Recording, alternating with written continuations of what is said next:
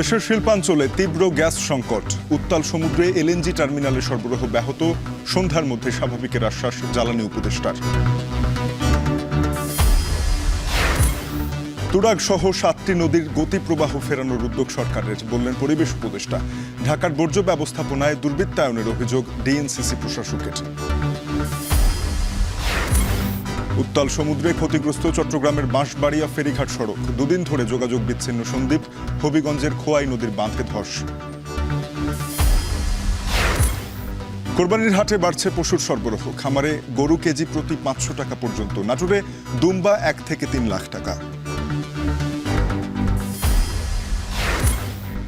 নাইজেরিয়ার উত্তর মধ্যাঞ্চলে আকস্মিক বন্যায় অন্তত 117 জনের মৃত্যু, ভারী বৃষ্টিতে তলিয়েছে 3000-এর বেশি স্থাপনা।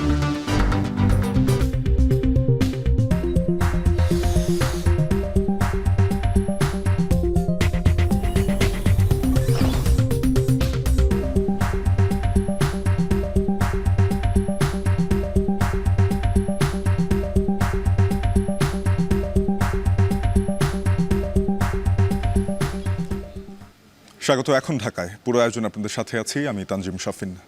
গাজীপুর সহ দেশের বিভিন্ন শিল্পাঞ্চলে তীব্র গ্যাস সংকটের কথা স্বীকার করলেন জ্বালানি উপদেষ্টা। বললেন, সাগর উত্তাল থাকায় আমদানি এলএনজি জাহাজ বন্দরে ভিড়তে পারেনি।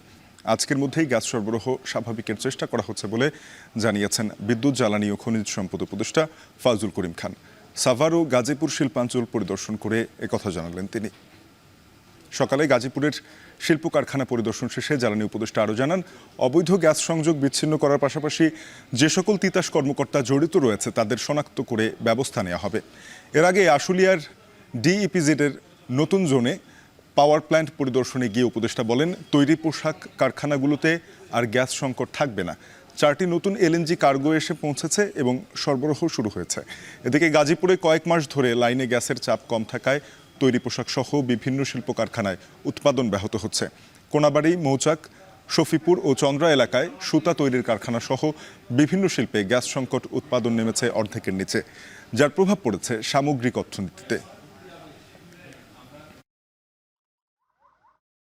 আমরা 4 কার্গো এক্সট্রা এলএনজি আনতেছি। আমরা আশা করতেছি এইটা ওই একটা কার্গো আসছে, কিন্তু এটা ওই যে সমুদ্রের উত্তাল আবহাওয়ার জন্য এটা ডকিং করতে পারে না। তো এখন এটা ডকিং করছে। তো আমরা আশা করতেছি আজকে বিকালের মধ্যেই, সন্ধ্যার মধ্যেই পরিস্থিতির উন্নতি হবে। আর এখানে এইসব সব এলাকাতে অনেক অবৈধ সংযোগ আছে। সেই অবৈধ সংযোগের জন্য যারা দায়ী, আমরা ওই তিতাসের সে কর্মকর্তাদের বিরুদ্ধে ব্যবস্থা নিচ্ছি। দুদিন ধরে চট্টগ্রামের সাথে যোগাযোগ বিচ্ছিন্ন দ্বীপ উপজেলা সন্দ্বীপ। সব ধরনের নৌযোগাযোগ বন্ধ হয়ে যাওয়ায় বিপাকে পড়েছেন এই অঞ্চলের মানুষ। কিছুদিন আগে চালু হওয়া ফেরিঘাটের সড়কও ক্ষতিগ্রস্ত হয়েছে। এই ক্ষতিগ্রস্ত সড়ক এবং এলাকাবাসীর অবস্থা নিয়ে বিস্তারিত জানাতে যুক্ত হচ্ছেন চট্টগ্রাম থেকে সহকর্মী হোসাইন জিয়াদ। জিয়াদ, জানাবেন যে যোগাযোগ বিচ্ছিন্ন হওয়ায় কি পরিস্থিতি সন্দ্বীপবাসীর?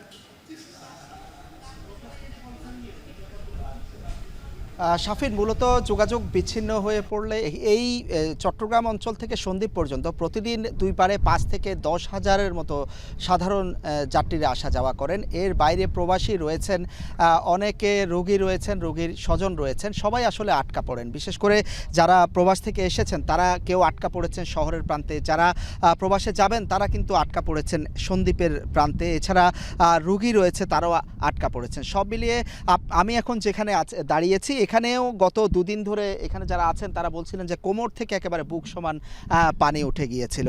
এবং সড়কটি যেটি দেখতে পাচ্ছেন এটি আসলে ফেরিঘাটের সড়ক, এবং দেখে আসলে এখন খুব একটা বোঝার উপায় নেই। একেবারে লণ্ডভণ্ড অবস্থা পুরো সড়কটির, এবং এখান থেকে ইটগুলোকে আমরা দেখতে পাচ্ছি যে সড়কের ইটগুলো ভেঙে চুরে একাকার হয়েছে। বালির যে বস্তাগুলো ছিল সেগুলো সাগরে চলে গিয়েছে। এবং এই সড়কটি মেরামতের কাজ শুরু করেছে বিআইডব্লিউটি এর যিনি ঠিকাদার আছেন তিনি বলছিলেন যে অন্তত বালির বস্তা ফেলে সাময়িকভাবে তিনি চেষ্টা করবেন সেটি চালু করা, তাও 2 থেকে 3 দিন পর্যন্ত সময় লাগবে। এই সড়কটি ঠিক নির্মাণ করতেই প্রায় 1.5 কোটি টাকার মতো খরচ হয়েছে সরকারের। পাশাপাশি এখানে কিন্তু 2টি ফেরির 2টি পন্টুন রয়েছে। আমরা অপর যেই সড়কটি সেটি একেবারেই সাগরে বিলীন হয়ে গেছে, সেই সড়কটি সেটি নির্মাণেও 1 কোটি টাকার মতো খরচ হয়েছে। এবং যেটি পন্টুন আপনি হয়তো দেখতে পাচ্ছেন যে সেই পন্টুনটি একেবারে পানিতে তলিয়ে আছে, এবং বলছিলেন যে সেটি ঠিক করতে অন্তত 10 থেকে 15 দিন পর্যন্ত সময় লাগবে। এখানে যারা পণ্য নিয়ে এসেছেন, ট্রাকগুলো নিয়ে এসেছেন দেশের নানান প্রান্ত থেকে, ঢাকা, গাজীপুর থেকে দেখেছি, চট্টগ্রাম থেকে দেখেছি, তারা গত 4 থেকে 5 দিন এই ঘাটে এসে আসলে তারা আটকা পড়েছেন এবং অবর্ণনীয় এক ধরনের দুর্ভোগ তাদের, থাকা খাওয়া, যারা চালক রয়েছেন তারা, এবং কখন যে তারা আসলে সন্দ্বীপ প্রান্তে যেতে পারবেন, পণ্য নিয়ে আদৌ যেতে পারবেন কিনা সেটি নিশ্চিত করে বলতে পারছেন না। যাত্রীরা আটকা পড়েছেন। তো সব মিলিয়ে এটি ঠিক করতে, ওই পন্টুনটি ঠিক করতে 10 থেকে 15 দিন, আর এটি ঠিক করতে আরও 2 থেকে 3 দিন লাগবে সাময়িকভাবে বলা হচ্ছে। তবে আগামী ঈদুল আজহা আছে, ঈদুল আজহাকে ঘিরে আসলে শঙ্কা বাড়ছে, কারণ অনেকেই এই ঈদকে পরিবার স্বজনের সাথে কাটাবেন বা সন্দ্বীপে যাবেন, স্বজনদের সাথে কাটাবেন সেই আশা করছিলেন, অনেকে সন্দ্বীপ থেকে আসবেন, সেই যাত্রাটা কিছুটা অনিশ্চয়তার মুখে পড়লো। এবং এখানে যারা সন্দ্বীপবাসী আছেন তারা আশা করছেন যে অন্তত ঈদুল আজহার আগে যে করেই হোক এই ফেরি সার্ভিসটি তারা চালু করবেন, কারণ এই ফেরি সার্ভিস চালু হওয়ার পর থেকে তারা এক ধরনের নতুন করে আশার আলো দেখা শুরু করেছিলেন। তো আজকেও পর্যন্ত কিন্তু যোগাযোগ বন্ধ, শুধুমাত্র কাঠের যে ট্রলারগুলো আছে 2-1টি ট্রলার আসা যাওয়া করছে, তাও বেশ ঝুঁকি নিয়ে। শাফিন। বৈরী আবহাওয়ায় চট্টগ্রাম থেকে যোগাযোগ বিচ্ছিন্ন হয়ে পড়েছে দ্বীপ উপজেলা সন্দ্বীপ, এ নিয়ে জানাচ্ছিলেন সহকর্মী হোসাইন জিয়াদ।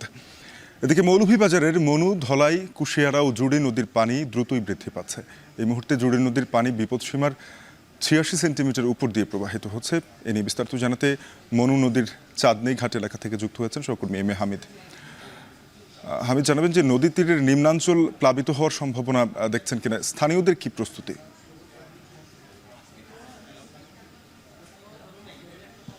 শাফিন, মৌলভীবাজার জেলার বেশ কয়েকটি বড় নদী রয়েছে, তার মধ্যে কুশিয়ারা, দলাই, মনু এবং জুড়ি নদী রয়েছে। এই নদীগুলোর পানি গতকাল রাত্রে থেকে কিন্তু দ্রুত গতিতে বৃদ্ধি পাচ্ছে। ইতিমধ্যে বেশ কিছু পানি বৃদ্ধি পাওয়ার কারণে অনেকেই কিন্তু বিপদ দেখছেন, এবং কিছু কিছু ছোট নদী আছে, ছড়াছ অন্যান্য যেগুলোর কিছু নদী আছে সেগুলোর বাঁধ ভেঙে গিয়ে ইতিমধ্যে কিন্তু বেশ কিছু বসতঘর প্লাবিত হয়েছে এবং তারা বিপাকের মধ্যে পড়েছেন। এছাড়াও মনু নদীর পানি এই মুহূর্তে দ্রুত বৃদ্ধি পাচ্ছে 100 সেন্টিমিটার বিপদসীমার নিচ দিয়ে। কুশিয়ারা নদীর পানি দ্রুত বৃদ্ধি পাচ্ছে। অপরদিকে দলাই নদীর পানি কালকে রাত্রে দ্রুত বৃদ্ধি পেলেও আজকে সকাল থেকে কিছুটা কম হয়েছে, অর্থাৎ কমতে শুরু করেছে। ভারতের কৈলাসহর এবং ত্রিপুরা রাজ্যে প্রচুর পরিমাণে বৃষ্টি হওয়ার কারণে এই নদীগুলোতে পানি বৃদ্ধি পাচ্ছে এবং ইতিমধ্যে জুড়ি নদীর পানি বিপদসীমার 86 সেন্টিমিটার উপর দিয়ে প্রবাহিত হচ্ছে। আমি কথা বলেছিলাম পানি উন্নয়ন বোর্ডের নির্বাহী প্রকৌশলী খালিদ বিন ওয়ালিদের সাথে। তিনি আমাকে জানিয়েছেন যে মনু নদীর 5 থেকে 7টি স্পট রয়েছে বিপদসংকুল, এবং এছাড়াও দলাই নদীর 8 থেকে 10টি বিপদসংকুল যে স্থানগুলোর বেড়িবাঁধ রয়েছে সেগুলো যে কোনো মুহূর্তে হয়তো পানি বৃদ্ধি পেলে ভেঙে যেতে পারে। আমি এলাকার জনগণের সাথে কথা বলেছিলাম, বিশেষ করে ইসলামপুর ইউনিয়নের মখাবিল এলাকায়, সেখানে কিন্তু প্রায় 6 থেকে 700 ফুট জায়গা কিন্তু বেড়িবাঁধ নির্মাণ করা হয়নি বিএসএফ এর বাধার কারণে। এবং অপরদিকে কুলাউড়া উপজেলার শরীফপুরের যে সীমান্ত রয়েছে সেখানেও কিন্তু বিএসএফ এর বাধার কারণে বেড়িবাঁধ নির্মাণ করা সম্ভব হয়নি। কুলাউড়া উপজেলার প্রীতিমপাশা ইউনিয়নের সম্মান এবং বেলেরতল নামক যে স্থানগুলো রয়েছে সেগুলোতেও কিন্তু বেড়িবাঁধ নির্মাণ করা হয়নি। পানি উন্নয়ন বোর্ড বলছে তারা চেষ্টা করছেন এবং সেগুলা বাধার ব্যবস্থা করবেন, কিন্তু এখন পর্যন্ত জনগণ আশ্বাসের বাণী শুনছে, কিন্তু কাজের কাজ কোনো কিছু হয়নি। আমি কথা বলেছিলাম জেলা ত্রাণ কর্মকর্তার সাথে, সাদু মিয়ার সাথে। তিনি আমাকে জানিয়েছেন যে ত্রাণের জন্য বন্যার জন্য প্রস্তুতি নিয়ে রাখা হয়েছে। ইতিমধ্যে 1000 প্যাকেটের উপরে শুকনো খাবার এবং 590 মেট্রিক টন চাল বরাদ্দ রাখা হয়েছে এবং 190 বান্ডিল টিন বরাদ্দ দেওয়া হয়েছে এবং সেগুলো স্টকে রয়েছে। আমি কথা বলেছিলাম জেলা প্রশাসক ইসরাইল হোসেনের সাথে। তিনি আমাকে জানিয়েছেন যে ইতিমধ্যে 60টি উপজেলায় 2 লাখ টাকা করে টাকা বরাদ্দ দেওয়া হয়েছে এবং যে পরিমাণে পানি বৃদ্ধি পাচ্ছে এতে করে যদি রাত্রে পর্যন্ত পানি বৃদ্ধি হতে থাকে তাহলে নিম্নাঞ্চল যেগুলো রয়েছে এবং নদের তীরবর্তী মানুষ যেগুলো রয়েছেন তারা কিন্তু প্লাবিত হওয়ার শঙ্কা দেখছেন এবং তারা শঙ্কার মধ্যে বিরাজ করছেন। এবং সর্বোপরি নদী তীরবর্তী মানুষ বলছেন যদি পানি উন্নয়ন বোর্ড সঠিক সময়ে কাজগুলো করত তাহলে হয়তো তারা সেই বিপদ থেকে রক্ষা পেতেন। এবং এদিকে হাজিপুরের মিয়ারপাড়া এলাকায় কিন্তু বাঁধে ভাঙন দেখা দিচ্ছে, এরকম খবর ছিল। এই ছিল আমার কাছে মৌলভীবাজার থেকে মনু নদী, ধলাই, কুশিয়ারা এবং অন্যান্য নদী নিয়ে সবশেষ। শাফিন। মৌলভীবাজারে নদীর পানি বৃদ্ধি পেয়ে বইছে বিপদসীমার উপর দিয়ে, দেখা যাচ্ছে বন্যার সম্ভাবনা, এ নিয়ে জানাচ্ছিলেন সহকর্মী এম এ হামিদ। এদিকে হবিগঞ্জের সদর উপজেলার পূর্ব ভাদই এলাকায় খোয়াই নদীর বাঁধে ভাঙন দেখা দিয়েছে। বন্যার পূর্বাভাসের এই সময়ে বাঁধে ধস নামায় চরম আতঙ্কে পড়েছেন স্থানীয় বাসিন্দারা। স্থানীয়রা জানান গত বছরও একই স্থানে ভাঙন দেখা দিয়েছিল। বিষয়টি পানি উন্নয়ন বোর্ডকে জানানো হলেও তারা যথাযথ ব্যবস্থা নেয়নি। ফলে চলতি বছর আবারও একই জায়গায় বাঁধ ক্ষতিগ্রস্ত হয়েছে। এটি দ্রুত মেরামত না করা হলে আশপাশের বেশ কয়েকটি গ্রাম ও মাছের ঘের প্লাবিত হওয়ার আশঙ্কাও রয়েছে। এ বিষয়ে পানি উন্নয়ন বোর্ড জানায় বাঁধটি মেরামতের জন্য বড় আকারের একটি নৌকার প্রয়োজন, যা এখনও পৌঁছায়নি। আপাতত ক্ষতিগ্রস্ত স্থানে কিছু জিও ব্যাগ ফেলা হয়েছে।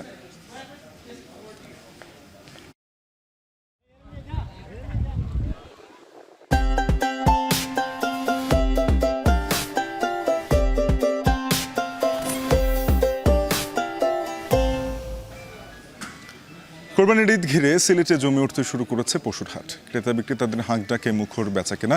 এ বিষয়ে আরও জানাতে কাজীর বাজার পশুর হাট থেকে যুক্ত হয়েছেন গুলজার আহমেদ। গুলজার, জানাবেন হাটে বেচাকেনা কতটা জমলো, পশুর দাম দর কেমন দেখছেন? দেখুন, ঈদের মাত্র আর হাতে গোনা কয়েকদিন বাকি। ইতিমধ্যে আসলে সিলেটের যে স্থায়ী পশুর হাট যেটি আছে কাজীর বাজারে, ইতিমধ্যে গরু আসা শুরু হয়েছে দেশের বিভিন্ন প্রান্ত থেকে। এই মুহূর্তে আসলে পাইকার যারা আছেন তাদের যথেষ্ট উপস্থিতি রয়েছে এবং আমরা দেখতে পাচ্ছি খামারে যারা গরু লালন পালন করেন তারাও কিন্তু নিয়ে এসেছেন। পাশাপাশি এই ঈদকে উপলক্ষ করে যারা কুরবানির পশু তৈরি করেন তারাও কিন্তু নিয়ে আসছেন। তো ইতিমধ্যে সিলেটে আসলে একটু দুর্যোগপূর্ণ আবহাওয়া থাকার কারণে বাজার কিছুটা মন্দা রয়েছে এবং আমরা এখানে দেখেছি যে বিশেষ করে দেশের উত্তরাঞ্চলের রংপুর, সিরাজগঞ্জ এদিক থেকে পাইকাররা আসলে বেশি গরু নিয়ে আসছেন।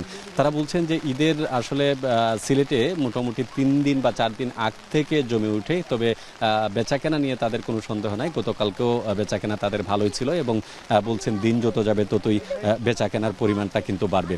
খামারে যারা আসছেন তাদের সাথে আমরা কথা বলছিলাম, তারা বলছিলেন যে অন্যান্য বছরের তুলনায় এবার গরুর আমদানি বেশ ভালো রয়েছে বাজারে এবং দামও কিন্তু কম নয়। কেননা বিগত বছরে আসলে গরু লালন পালন করতে গিয়ে তাদের যে খরচ পড়েছে সেই খরচের তুলনায় দাম স্বাভাবিক বলছেন তারা। 2-1 ক্রেতা আমরা দেখেছিলাম এই সকালেই ক্রেতারা বলছেন যে প্রতি বছরে আসলে শুরুর দিকে বাজারের দাম একটু অস্থিরতা থাকে, দাম বেশি থাকে, কিন্তু দিন যত সময় যত যায় ততই কিন্তু দাম নিয়ন্ত্রণে আসে। বলছেন যে বিক্রেতারা আসলে যে দাম চাচ্ছেন সেটি আসলে ততটা বেশিও নয় আবার কমও নয়। দাম দরের মাধ্যমে কেউ পছন্দ করছেন, কেউ দেখার জন্য আসছেন। এই পরিস্থিতি আসলে বাজার চলছে। সিলেট জেলা প্রশাসন থেকে যেটি আমাদেরকে জানানো হয়েছে যে এবার স্থায়ী এবং অস্থায়ী হাট মিলে মোট 16টি বাজার রয়েছে মহানগরীতে। তবে অস্থায়ী হাটে গরু এখনও আসেনি, স্থায়ী হাটেই মূলত প্রাধান্য দেওয়া হচ্ছে এবং স্থায়ী হাটে বেচাকেনা স্বাভাবিক রাখার জন্য এবং বিশেষ করে নিরাপত্তা ব্যবস্থার দিকে তারা খুব বেশি মনোযোগ দিয়েছেন এবং বলছেন যে অন্যান্য বছরের তুলনায় এবার অবশ্যই বাজারের পরিবেশ ভালো থাকবে এবং পুরো বিক্রেতা যাতে কোনো ধরনের হয়রানির শিকার না হন বা ক্রেতারা যাতে কোনো সমস্যা না পড়েন সেজন্য পুলিশ প্রশাসন সহ যেগুলো সংশ্লিষ্ট বাজার তদারকিতে রয়েছেন সবারই আসলে নজরদারি রয়েছে। তো সব মিলিয়ে আসলে কুরবানির পশু আসতে শুরু হয়েছে, যেহেতু এখনো ঈদের আরও সপ্তাহখানেক বাকি আছে। দিন যত যাবে ততই আসলে জমি ঈদের সিলেটের যে কুরবানির পশুর হাট। এই হচ্ছে আমার কাছে কুরবানির পশু সম্পর্কিত সর্বশেষ তথ্য। সাফিন। গুলজার আহমেদ সিলেট থেকে যুক্ত হয়ে জানাচ্ছিলেন কুরবানির পশুর হাটের বেচা বিক্রির খবর। দেখে নাটোরে গড়ে উঠেছে মরু অঞ্চলের প্রাণী দুম্বার খামার। কোরবানি উপলক্ষে খামার প্রস্তুত করা হয়েছে শতাধিক দুম্বা। সর্বনিম্ন 1 লাখ থেকে 3 লাখ টাকা পর্যন্ত দুম্বার দাম উঠছে। চাহিদা ভালো থাকায় এবার ভালো দাম পাওয়ার আশা করছেন খামারি আনোয়ার হোসেন। মাহবুব হোসেনের প্রতিবেদন, ছবি তুলেছেন জাহিদুল ইসলাম সুমন। নাটোরের খামার পাথুরিয়া গ্রামের আনোয়ার হোসেন উন্নত জাতের ছাগল পালন দিয়ে খামারি জীবন শুরু করলেও 2001 সালে শুরু করেন দুম্বা লালন পালন। প্রথমে 2টি দুম্বা দিয়ে শুরু করলেও এখন তার খামারে রয়েছে শতাধিক দুম্বা। কোরবানি পশু হিসেবে প্রতিনিয়ত চাহিদা বাড়ছে দুম্বার, ফলে এবারও শতাধিক দুম্বা কোরবানির জন্য প্রস্তুত করেছেন তিনি। পূর্ণাঙ্গ বয়সে একটা দুম্বা 4 মণ 5 মণ 6 মণ লাইভ ওয়েট হয় এবং এগুলোর ব্যাপক চাহিদা এবং দেশে এগুলা পালন আস্তে আস্তে বৃদ্ধি পাচ্ছে এবং ভবিষ্যৎ সম্ভাবনা অনেক বেশি দুম্বার। ছাগলসহ অন্যান্য গবাদি পশুর মতোই তুলনামূলক কম পরিশ্রমে করা সম্ভব দুম্বার খামার। এছাড়াও রোগবালাই কম হওয়ায় দুম্বা লালন পালনে আগ্রহ বাড়ছে অন্য খামারিদের মধ্যেও। দুম্বা কোরবানি সুন্নত হওয়ায় অনেকেই পশুটি দেখতেও কিনতে আসছেন আনোয়ার হোসেনের খামারে। নাটোরে অনেকেই কোরবানিতে দুম্বা কোরবানি দেয়, সেই সূত্র ধরে আমিও আসি দেখতে, যদি ভালো হয় বা ভালো লাগে আমি হয়তো কোরবানি দিব, এরকম চিন্তা ভাবনা নিয়ে আসি। বর্তমানে দুম্বার অনেক চাহিদা বাড়ছে, দুম্বা অনেকে পুষতেছে এবং কুরবানির জন্য অনেকে ফোন দিতেছে এবং কুরবানির জন্য অনেকে নিয়ে যাচ্ছে। দুম্বা বাহিরের হলে ওদের আমাদের বাংলাদেশের সাথে এদের ম্যাচিংটা খুব ভালো, মানে রোগ ব্যাধি খুবই কম, নাই বললেই চলে। মরুর প্রাণী দুম্বা লালন পালনে একসময় অসম্ভব হয়ে উঠলেও বর্তমানে সেটি সম্ভব হয়েছে নাটোরের গুরদাসপুরের আনার হোসেনের যে খামার রয়েছে সেখানে। দিন দিন লালন পালনের পাশাপাশি কোরবানি ঈদেও এর চাহিদা বাড়ছে। তবে এই লালন পালনের পাশাপাশি যে চাহিদা বাড়ার কারণে স্থানীয় অর্থনীতিতেও দেখা দিয়েছে বড় একটি সম্ভাবনা। মাহবুব হোসেন, এখন, নাটোর। প্রাক বাজেট ছায়া সংসদ বিতর্ক প্রতিযোগিতায় বক্তব্য রাখছেন অর্থনীতিবিদ ডক্টর দেবপ্রিয় ভট্টাচার্য। সরাসরি চলে যাব সেখানে। অনুরোধ করেছেন, কিন্তু একটা বিষয় সেটি হচ্ছে স্যারের বক্তব্য অত্যন্ত গুরুত্বপূর্ণ। যারা কিন্তু এই দেশ থেকে টাকা পাচার করে নিয়ে গেছে তারা কিন্তু স্ব দেশে যে দেশে নিয়েছে সেখানে কিন্তু তাদের অর্থকে বেশিরভাগ ক্ষেত্রে বৈধ করে ফেলেছে। আমরা দেখেছি লন্ডনে বা বিভিন্ন জায়গায় কয়েকটি বাড়ি বা সম্পদকে বাজেয়াপ্ত করা হয়েছে, কিন্তু এই বাজেয়াপ্তকৃত সম্পত্তি আসলেই কি সেগুলি সেই দেশের আইনের কাছে টিকবে কিনা শেষ পর্যন্ত, এটি কিন্তু একটা বড় প্রশ্ন। আমি বলছিলাম যে ট্রেড বেসড মানি লন্ডারিং এর মাধ্যমে বাংলাদেশ থেকে যিনি আমদানিকারক তিনি বিদেশ থেকে রপ্তানিকারক 1 টাকার পণ্য 5 টাকায় কিনে সেই দেশে সে ট্যাক্স পরিশোধ করে দিয়েছে 5 টাকার উপরে, সুতরাং সেই দেশে তার অর্থটি সেখানে সাদা টাকা হিসেবে পরিগণিত হয়ে গেছে। সেটা সিঙ্গাপুর বলি, দুবাই বলি, ইউরোপ বলি, আমেরিকা বলি, যাই বলি না কেন, তাহলে সেই যে অর্থ পাচার হয়ে গিয়েছে সেই পাচারকৃত অর্থ ফেরত আনা আসলেই সম্ভব হবে কিনা বা কতটুকু আনা যাবে ফেরত, সেটি কিন্তু আমাদের জন্য বড় একটা চ্যালেঞ্জ হচ্ছে। আমরা মুখরোচকভাবে ঢাকায়ও দেখতে পাচ্ছি যে আজকে 10টি বাড়ি অমুক তমুক সেগুলি বাজেয়াপ্ত করা হয়েছে। প্রাক বাজেট ছায়া সংসদ বিতর্ক প্রতিযোগিতার আলোচনায় আমরা সরাসরি যুক্ত হয়েছিলাম। দেশের 7টি নদীর গতি প্রবাহ ফেরানোর উদ্যোগ নিয়েছে সরকার। সকালে পরিবেশ অধিদপ্তরের এক অনুষ্ঠানে পরিবেশ উপদেষ্টা এমনটা জানিয়ে বলেন, তুরাগ নদীর গতি ফেরাতে সেপ্টেম্বর থেকেই কাজ শুরু হবে। এ সময় পাহাড় কাটা রুখতে সরকারের উদ্যোগের কথাও জানান রিজওয়ানা হাসান। বলেন, জুন থেকে সর্বশক্তি প্রয়োগ করে ঢাকায় ফিটনেসবিহীন গাড়ি অপসারণ শুরু হবে। এছাড়া ঢাকার আশপাশে ইটভাটা সরানোর ঘোষণাও দেন পরিবেশ উপদেষ্টা। একই অনুষ্ঠানে ঢাকা উত্তর সিটির প্রশাসক মোহাম্মদ এজাজ বলেন, ঢাকায় 100 বছরের পুরনো বর্জ্য ব্যবস্থাপনা থাকা সত্ত্বেও রাজনৈতিক দলগুলোর স্থানীয় দুর্বৃত্তায়নের কারণে রাজধানীর বর্জ্য ব্যবস্থাপনায় পরিবর্তন আনা সম্ভব হচ্ছে না।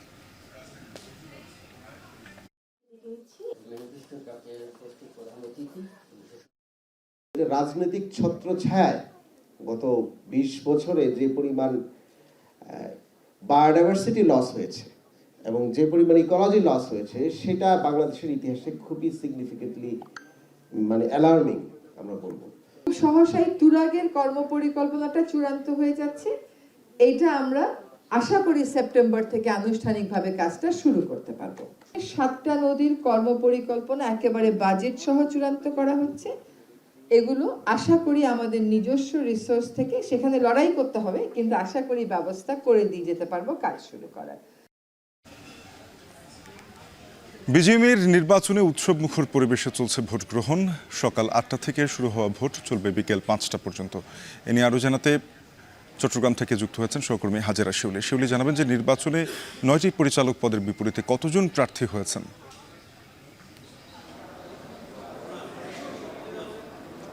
চট্টগ্রামে 9টি পরিচালকের পদের বিপরীতে 2টি প্যানেল থেকে মোট 18 জন প্রার্থী প্রতিদ্বন্দ্বিতা করছেন এবং বেশ বলা যায় যে উৎসবমুখর পরিবেশে ভোট গ্রহণ চলছে এবং ভোটারদের এবং তাদের কর্মী সমর্থকদের ব্যাপক উপস্থিতি দেখা যাচ্ছে। তবে প্রতি বছরই বিজিএমইএ ভবনে ভোট হলেও এবার কিন্তু 5 তারকা হোটেল রেডিসন ব্লুতে ভোট গ্রহণ চলছে। তো সে কারণে কিন্তু আইনশৃঙ্খলা বাহিনীরও যেমন একটু উপস্থিতি ব্যাপক এবং এতে কিন্তু বিজিএমইএকে অতিরিক্ত ব্যয়ও বহন করতে হচ্ছে এবং এটা নিয়ে কিছুটা অসন্তুষ্ট রয়েছে। তবে এর বাইরে নির্বাচন নিয়ে তাদের কোনো অভিযোগ নেই এবং তারা বলছেন যে প্রথমবারের মতো কিন্তু অন্যান্য সময় বিজিএমইএর লোকজনই কিন্তু নির্বাচনী কার্যক্রম পরিচালনা করেন, তবে এবার কিন্তু জেলা প্রশাসনের থেকে বা সরকারি সংস্থার কর্মকর্তারা পুরোপুরি নির্বাচনে কার্যক্রম পরিচালনা করছেন। তো দুপুর এখন পর্যন্ত 12টা পর্যন্ত প্রায় 30% মতো ভোটাররা ভোট দিয়েছেন এবং বেলা বাড়ার সাথে সাথে ভোটারদের উপস্থিতি বাড়ছে। ভোটারদের উপস্থিতি বাড়ছে এবং বিকেল 5টা পর্যন্ত এই ভোট গ্রহণ চলবে এবং তারা বলছেন আগামী দিনে যে দলই নির্বাচনে আসুক তারা ঐক্যবদ্ধভাবে কাজ করবেন এবং এক্ষেত্রে বিজিএমের জন্য একটি পৃথক মন্ত্রণালয় তারা দীর্ঘদিন ধরে দাবি জানিয়ে আসছিলেন এবং এই যে পৃথক মন্ত্রণালয় গঠনের ব্যাপারে তারা আসলে ঐক্যবদ্ধভাবে কাজ করবেন। এর বাইরে যে ছোট পোশাক কারখানাগুলো আছে এবং যেগুলো অনেকগুলো রুগ্ন হয়ে পড়ছে সেগুলোকে কিভাবে আরও প্রণোদনা দিয়ে এবং ঋণের মাধ্যমে তাদেরকে নিজের পায়ে দাঁড় করানো যায় এবং আগামী দিনে পোশাক রপ্তানি কিভাবে আরও বাড়ানো যায় সেই বিষয়গুলোতেই তাদের মূল লক্ষ্য থাকবে। এছাড়া কাস্টমসের বন্দরে যেসব জটিলতা আছে সেগুলো নিয়েও তারা কাজ করবেন বলে জানিয়েছেন। তো তারা বলছেন যে আসলে বিজিএমই নির্বাচনে কিন্তু কোনো রাজনৈতিক প্রভাব থাকে না, 2টি বা 3টি প্যানেল থেকে নির্বাচন হলেও তারা দিন শেষে একই টেবিলে বা একই পরিবার হিসেবে তারা কাজ করে থাকেন এবং তাদের দাবি ছিল যেন একটি সুষ্ঠু নিরপেক্ষ নির্বাচন হয়, যেহেতু গেলবার নির্বাচন নিয়ে কিন্তু কিছুটা অভিযোগ ছিল। তো এবার কিন্তু এখন পর্যন্ত আমরা এখানে দেখছি যে মোটামুটি সবাই নির্বাচনের পরিবেশ নিয়ে এবং ভোট গ্রহণ নিয়ে কোনো অভিযোগ নেই এবং সবাই সন্তুষ্ট। তো এই ছিল আমার কাছে চট্টগ্রামে বিজেপি নির্বাচনের সবশেষ। সাফিন।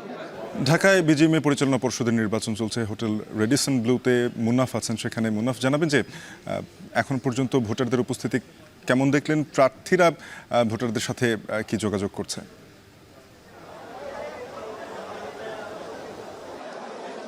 শাফিন, মূলত ভোট শুরু হয়েছে সকাল 8টা থেকে এবং বিকেল 5টা পর্যন্ত চলবে। উৎসবমুখর পরিবেশেই ভোট অনুষ্ঠিত হচ্ছে।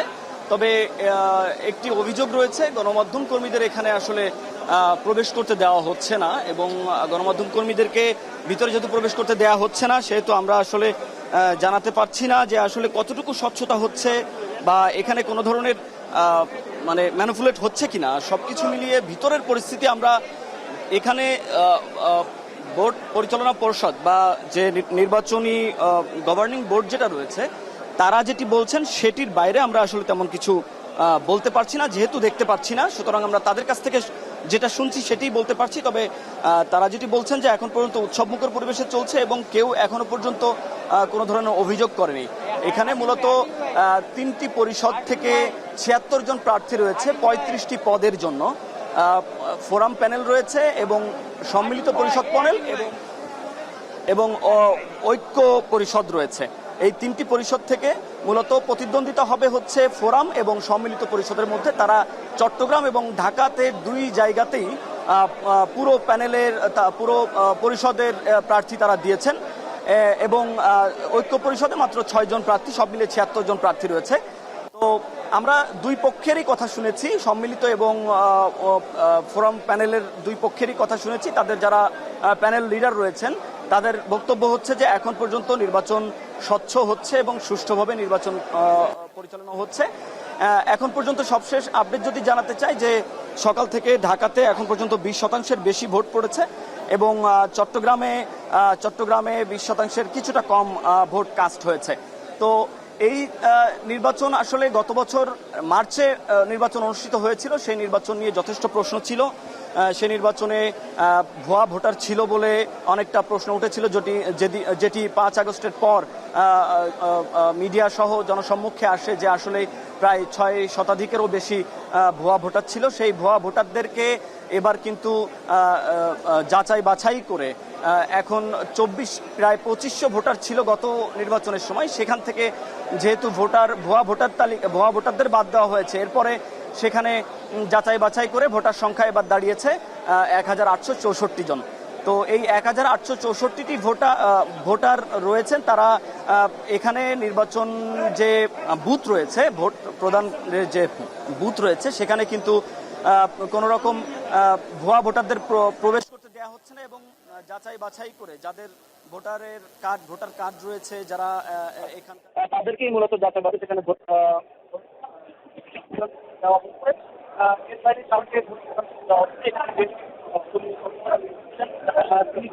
পুলিশ কমিশনার এসেছিলেন, তিনি কিন্তু বলেছেন যে এই নির্বাচন সুষ্ঠু করতে তারা দৃঢ় প্রতিজ্ঞাবদ্ধ এবং কোনো ধরনের ঝামেলা যাতে না হয় এই নির্বাচন করার মাধ্যমে একটি বার্তা দিতে চান, উদাহরণ সৃষ্টি করতে চান যে বাংলাদেশের জাতীয় নির্বাচন স্বচ্ছ এবং সুষ্ঠু নির্বাচন অনুষ্ঠিত হবে।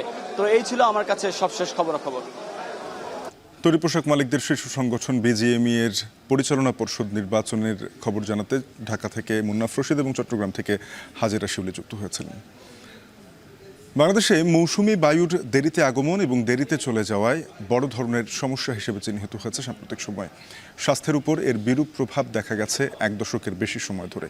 অন্যদিকে গ্রীষ্মের শুরু থেকেই ঢাকাসহ দেশের বিভিন্ন হাসপাতালে বাড়ছে ডেঙ্গু আক্রান্ত রোগীর সংখ্যা। বিশেষজ্ঞদের শঙ্কা, এবার ডেঙ্গু পরিস্থিতি বেশি ভয়াবহ হতে পারে। এর জন্য স্থানীয় সরকারের ত্রুটিপূর্ণ ডেঙ্গু ব্যবস্থাপনাকে দায়ী করছেন তারা। দেলাওয়ার দোলনের প্রতিবেদন।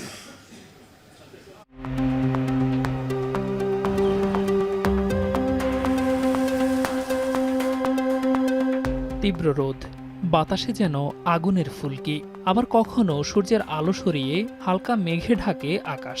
ঝড়ো হাওয়া, কখনো ঝিরিঝিরি, কখনো ভারী বৃষ্টি। জ্যৈষ্ঠের শুরু থেকে রাজধানী জুড়ে রোদ বৃষ্টির এমনই লুকোচুরি।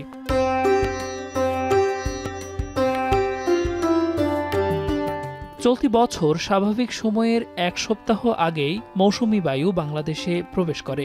16 বছর পর এবার এত আগে দেশে মৌসুমি বায়ুর প্রবেশ। 1 দশকের বেশি সময় ধরে মৌসুমি বায়ু দেরিতে আগমন এবং দেরিতে যাওয়ায় স্বাস্থ্যের উপর বিরূপ প্রভাব ফেলছে। গবেষকরা বলছেন, বৃষ্টি এবং তাপের বড় সম্পর্ক আছে এডিসের বিস্তারে।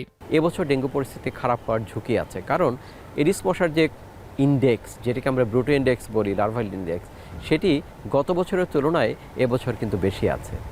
আবার সঙ্গে সঙ্গে ডেঙ্গু রোগীর সংখ্যাও বেশি আছে। কোনো একটি অ্যাপের মাধ্যমে এই ডেঙ্গু রোগীর সমস্ত তথ্য এন্ট্রি দিয়ে সেটি থেকে তারপরে সে কোভিডের মতো সে টেস্ট করতে যাবে। অটোমেটেড SMS চলে যাবে সিটি কর্পোরেশন, রোগী এবং স্বাস্থ্য অধিদপ্তরের কাছে। এই গবেষকের শঙ্কা, কোরবানি ঘিরে চলতি মৌসুমে ডেঙ্গু পরিস্থিতি ভয়াবহ হতে পারে। ঝুঁকিপূর্ণ জেলা শনাক্তের পাশাপাশি ডেঙ্গুকে জনস্বাস্থ্য সমস্যা হিসেবে চিহ্নিত করলেই এর সমাধান মিলবে। যে এবছর আমি নিশ্চিত করে বলতে পারি, বরিশাল, বরগুনা, চাঁদপুর, গাজীপুর, ময়মনসিংহ, নরসিংদী, মানিকগঞ্জ, কক্সবাজার এবং চট্টগ্রাম, এই কয়েকটি জেলাতে আমরা এডিস মশার ঘনত্ব বেশি পাচ্ছি এবং এই কয়েকটি জেলাতে গত বছরের তুলনায় ডেঙ্গু অনেক বেশি হবে এবার। এডিস মশার বিস্তার শুরু হয় সাধারণত জুন মাসে।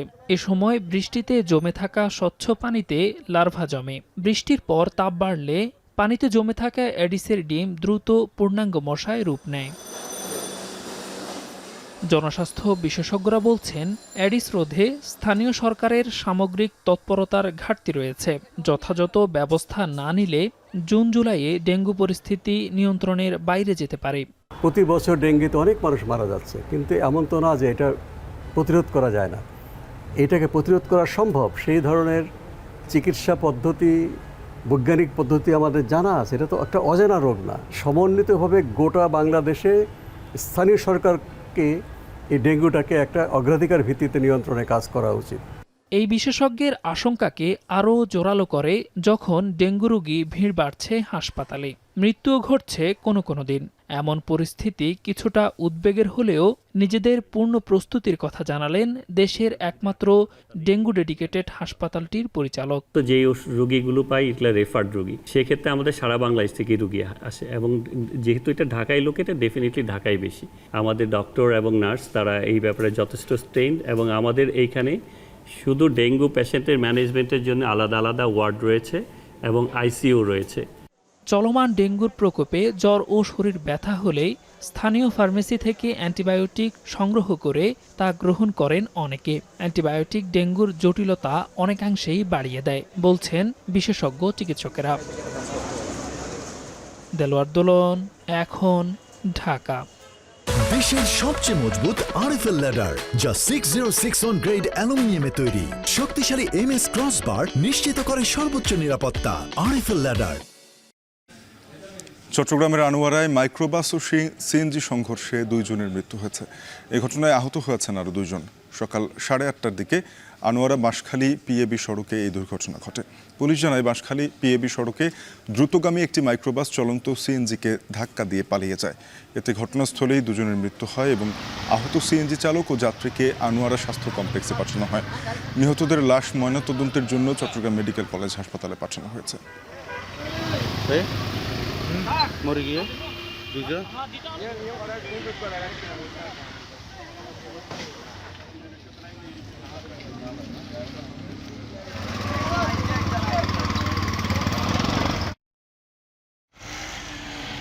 ভারী থেকে অতি ভারী বৃষ্টির কবলে সেভেন সিস্টার্সের মেঘালয়, আসাম, ত্রিপুরা ও অরুণাচল প্রদেশ।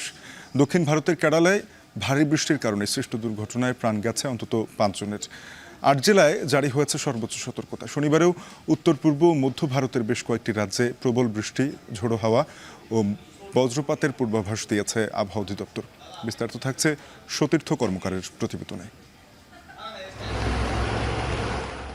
অসময়ের প্রবল বৃষ্টিতে ভেঙে গেছে বাঁধ, পানি প্রবেশ করছে লোকালয়ে, ডুবে গেছে অসংখ্য ফসলি জমি।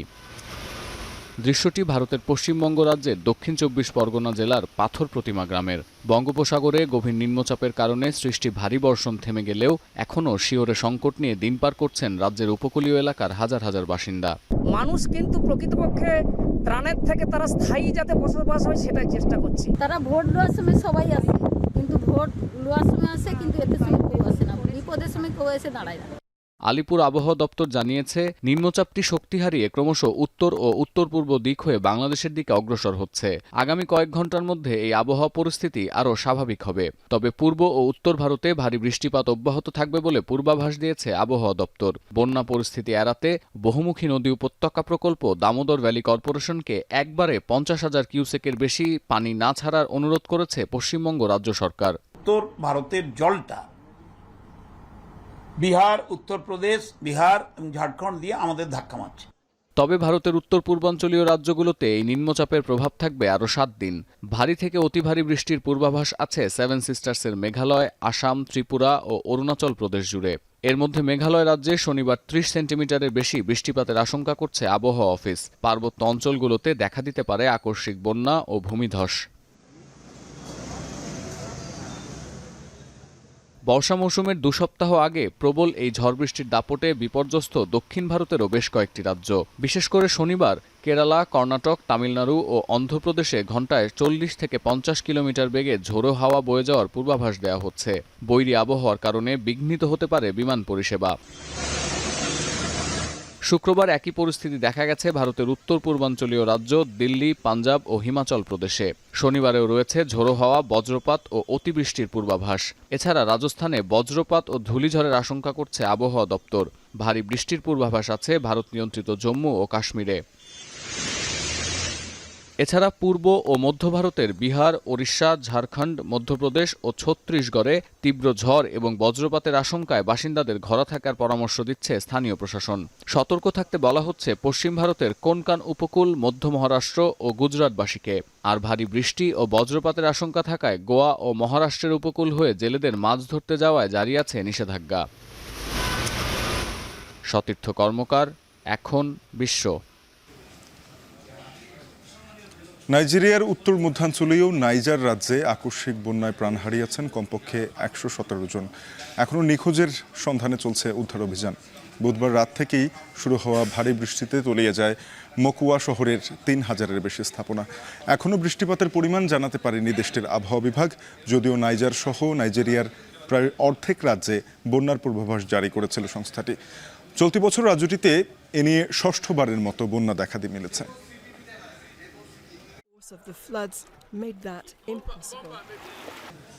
সরকারি দক্ষতা বিভাগের দায়িত্ব ছেড়ে দিলেও মার্কিন প্রশাসনের সঙ্গে কাজ চালিয়ে যাবেন ইলন মাস্ক। বিশ্বের শীর্ষ ধনকুবের ডজ প্রধানের পদ ছাড়ার পর বিদায় অনুষ্ঠানে এমনটাই জানিয়েছেন ডোনাল্ড ট্রাম্প। অন্যদিকে মাস্ক জানান, রিপাবলিকান নেতার উপদেষ্টার ভূমিকা আজীবন পালন করবেন তিনি। এদিকে প্রশাসনের দায়িত্ব পালনকালীন ডজ প্রধানের বিরুদ্ধে অতিরিক্ত মাদক গ্রহণের অভিযোগ তুলেছে নিউ ইয়র্ক টাইমস। বিস্তারিত নাফি আরমান মননের প্রতিবেদনে।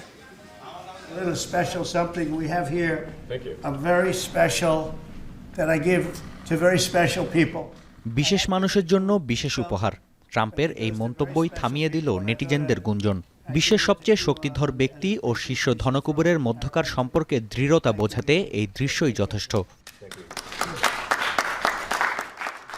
দায়িত্ব ছেড়ে দেওয়ার আগে ওভাল অফিসে শেষবারের মতো ইলন মাস্কের আগমন, যেখানে বিদায় অনুষ্ঠানের মাধ্যমে সরকারি দক্ষতা বিভাগের প্রধানকে সম্মান জানান মার্কিন প্রেসিডেন্ট। তবে ট্রাম্পের দাবি, দায়িত্ব ছেড়ে দিলেও মার্কিন প্রশাসনের সঙ্গে কাজ চালিয়ে যাবেন বন্ধু মাস্ক। বিপরীতে টেসলা সিইও জানান, আজীবন রিপাবলিকান নেতার উপদেষ্টার ভূমিকা পালন করবেন তিনি। I think the Doge team is doing an incredible job. They're going to continue doing an incredible job, and I'll continue to be visiting here and be a friend and advisor to the president. Many of the Doge people, Elon, are staying behind too, so they're not leaving. And Elon's really not leaving. He's going to be back and forth, I think. I have a feeling. It's his baby, and I think he's going to be doing a lot of things. সরকারি দক্ষতা বিভাগের প্রধানের পদত্যাগে অনেকেই ডজের শেষের শুরু দেখে ফেলেছিলেন। তবে সন্তানের মতো বড় করে তোলা দপ্তরকে নিয়ে আশাবাদী মাস্ক।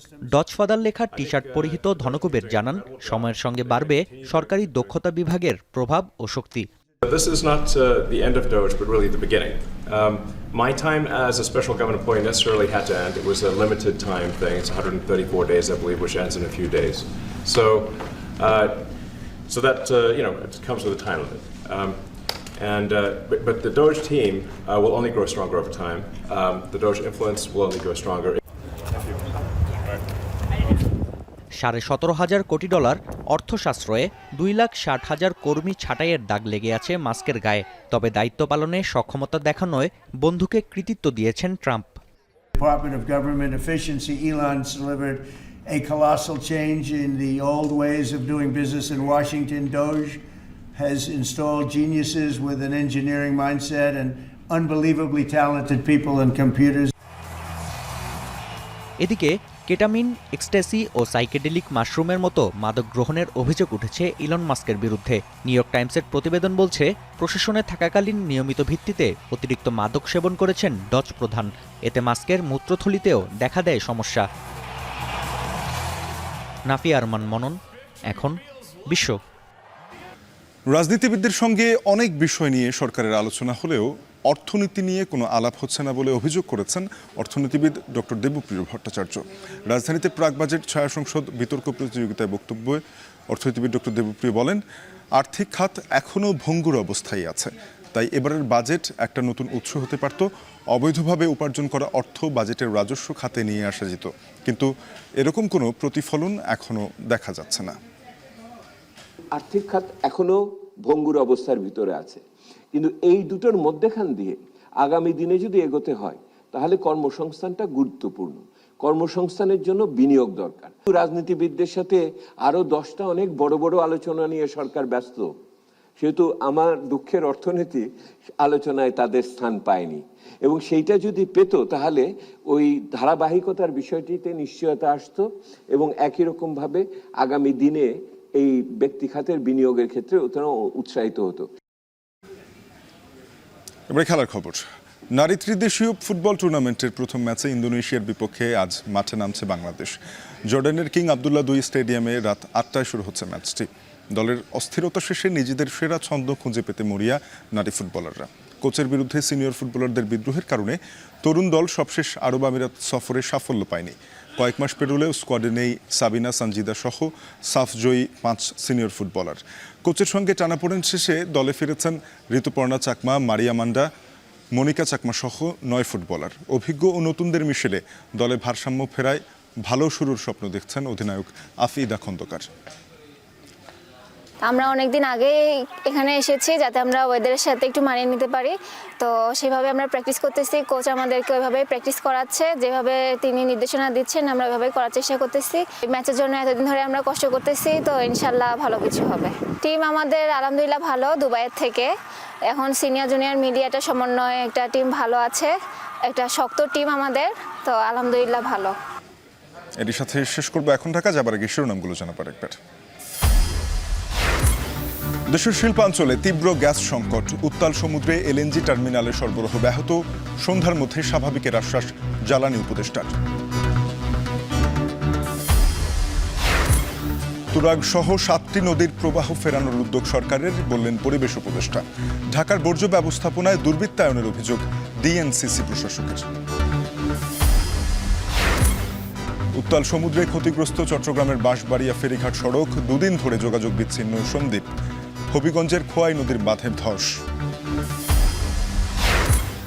কোরবানির হাটে বাড়ছে পশুর সরবরাহ, খামারে গরু কেজি প্রতি 500 টাকা পর্যন্ত, নাটোরে দুম্বা 1 থেকে 3 লাখ টাকা।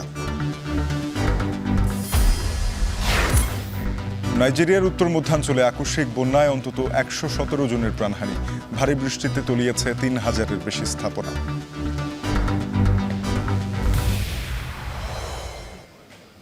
এই ছিল এখন ঢাকায়। এখন টেলিভিশনের ওয়েবসাইট দেখতে ভিজিট করুন www.এখন.tv।